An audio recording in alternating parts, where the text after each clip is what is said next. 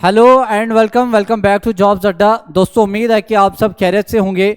तो चलिए आपको डायरेक्ट लेके चलते हैं आज के करंट अफेयर वाली यानी कि 8 तारीख के करंट अफेयर्स की जो सेक्शन है उसमें लेके चलते हैं। तो आपके सामने ये आज के करंट अफेयर सारे के सारे डिस्प्ले हो रहे हैं। उम्मीद है कि आपको ये सब साफ दिखाई दे रहा होगा। तो चलिए आज के जो करंट अफेयर्स हैं जो मोस्ट इंपॉर्टेंट है, जिनका रेलिवेंस है थोड़ा बहुत एग्जाम के लिए, तो उनको ही मैं डिस्कस करूंगा। जिसमें से पहला जो है आपका पढ़ सकते हैं आप, that is Kalamkari fight for relevance. दोस्तों ये इंपॉर्टेंट क्यों बन जाता है, देख सकते हैं आप कलमकारी है क्या। तो कलमकारी की बात अगर हम करें, यहां पे अगर हम बात करें पूरा का पूरा इंडिया का जो पेंटिंग है, तो पेंटिंग की बात करें तो पेंटिंग ऑफ इंडिया को क्लासिफाई किया गया है दैट इज 3 स्टेजेस में। कौन कौन सा पेंटिंग कहलाता है, दैट इज एक आपका कहलाता है दैट इज आपका फॉक पेंटिंग्स, एक फॉक पेंटिंग्स, और दूसरा आपका कहलाता है दैट इज मिनिएचर पेंटिंग्स, और तीसरा आपका कहलाता है दैट इज आपका मुराल पेंटिंग्स। तीनों में 200 डिफरेंस क्या है।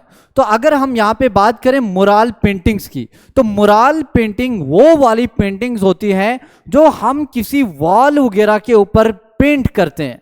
फॉर एग्जाम्पल ये हमारे पास एक वॉल जो दिख रही है आपके सामने डिस्प्ले हो रही है, इस वॉल के ऊपर जब हम पेंट करेंगे इसको बोला जाएगा दैट इज आपका मुराल पेंटिंग। या तो वॉल के ऊपर या इसके अलावा किसी केव वगैरह में जब हम कोई पेंटिंग करेंगे उसको बोला जाएगा मुराल। दूसरा अगर हम बात करें मिनिएचर पेंटिंग की, तो मिनिएचर पेंटिंग क्या होता है, ये स्मॉल स्केल पेंटिंग्स होता है, और ये वो वाली पेंटिंग्स होती है जो किसी पेपर के ऊपर या किसी कपड़े वगैरह के ऊपर बनाई जाए, इसको बोला जाता है दैट इज आपका मिनिएचर पेंटिंग। उसी में आपका आता है तीसरा दैट इज आपका फॉक पेंटिंग। और फॉक पेंटिंग की बहुत सारी टाइप्स हैं, और उसी टाइप की एक सब टाइप है दैट इज आपका कलमकारी पेंटिंग। तो कलमकारी पेंटिंग को आप देख सकते हैं। इसी के ऊपर एक करंट अफेयर जो आज का है, इसमें हम देखेंगे कि जो कलमकारी जो पेंटिंग है एग्जाम के लिए इंपॉर्टेंट क्या है कि कलमकारी पेंटिंग जो है ये किस स्टेट में होती है। तो पढ़ते हैं इसको, रेलिवेंस क्या है इस बताया गया इसमें कि कलमकारी जो पेंटिंग है वो फाइट कर रही है फॉर रेलिवेंस के लिए, इंपॉर्टेंस के लिए। तो कलमकारी को देखेंगे, Kalamkari a traditional hand painted और ब्लॉक पेंटेड टेक्सटाइल आर्ट कहाँ का है, फ्रॉम मध्य प्रदेश का। मध्य प्रदेश में भी कहाँ से है, दैट इज आपका ये 2 जगह इसके लिए काफी फेमस हैं। एक है आपका मछलीपट्टनम, जिसको क्या बोला जाता है for block painted textile, using क्या यूज होता है इसमें, that is natural dyes and Persian inspired motifs इसमें इस्तेमाल होता है। की पॉइंट्स की अगर हम बात करें तो दैट इज इन 1981 में क्या हुआ था, that is M Duranga Malleshwara Rao क्या है, ये एक स्किल्ड आर्टिजन है। कहां से, फ्रॉम पेदाना से। इन्होंने क्या किया था, started a business selling block that is printed Kalamkari clothes. Most important आपको इसमें देखिए कितने पॉइंट्स याद रखना है एग्जामिनेशन के लिए।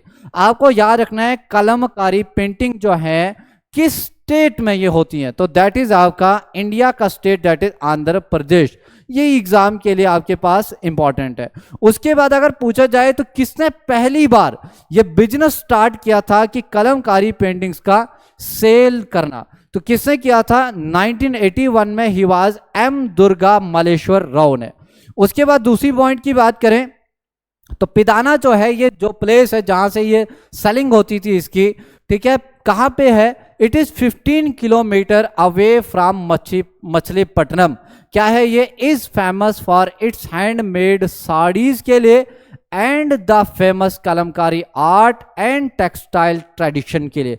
ये जगह है, याद रखिएगा, इट इज फेमस फॉर किसके लिए, कलमकारी पेंटिंग्स के लिए। कौन सी जगह, दैट इज पिदाना। पिदाना जगह कहाँ पे है? That is 15 kilometre away from Machilipatnam, और मछलीपट्टनम कहाँ पे है? That is in Andhra Pradesh. उसके बाद नेक्स्ट अगर बात की जाए तो ओवर 70% ऑफ इट्स प्रोडक्ट इसको डिस्ट्रीब्यूटेड किया जाता है to well known clothing brands के लिए इन द कंट्री, पूरे ऑल ओवर इंडिया में। मोस्ट इंपॉर्टेंट ये नहीं है, लेकिन याद रखिए इसमें जो पॉइंट्स मैंने डिस्कस किए जो आपको एग्जाम के लिए याद रखने, वो क्या क्या है? दैट इज कलमकारी पेंटिंग जो है ये कहाँ होती है? दैट इज आपका इन आंध्र प्रदेश। आंध्र प्रदेश में कहां पे? That is Machilipatnam. और जगह जो है जहां से एक बंदे ने जिसको 1981 में स्टार्ट किया था, इट वाज पिदाना।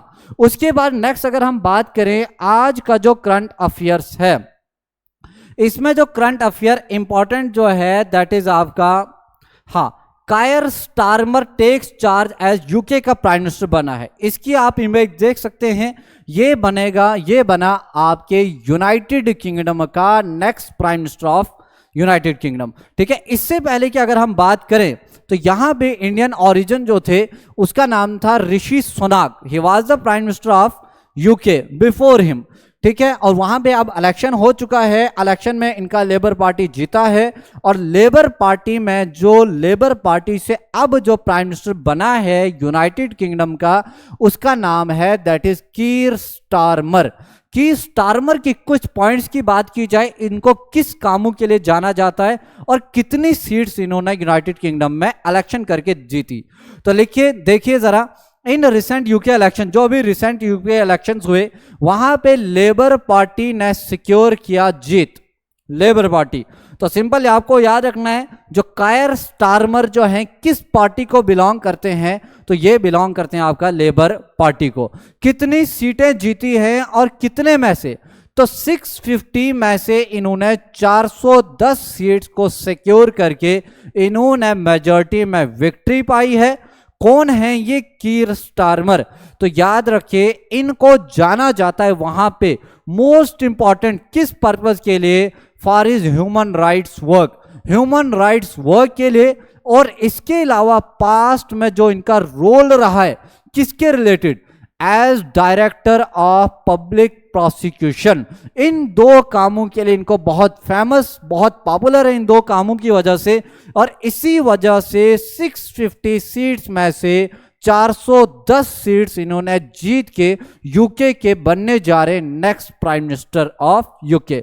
इनकी बात करें अगर की पॉइंट्स की, तो soon after the meeting with Charles third, कहां पे? एट बुकिंगम पैलेस में।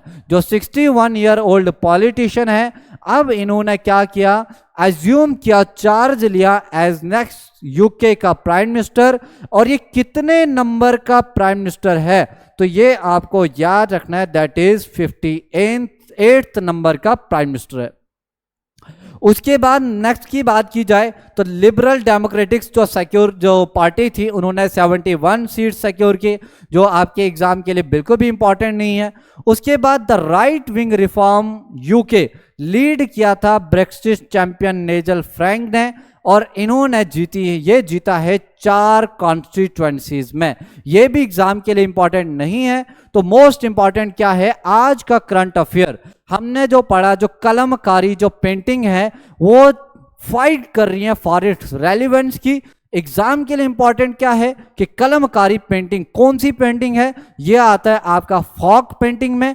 कहाँ की पेंटिंग है? तो ये है दैट इज आंध्र प्रदेश का। आंध्र प्रदेश की बात की जाए तो कहाँ पे? दैट इज मछलीपट्टनम में। और मछलीपट्टनम में कहाँ पे?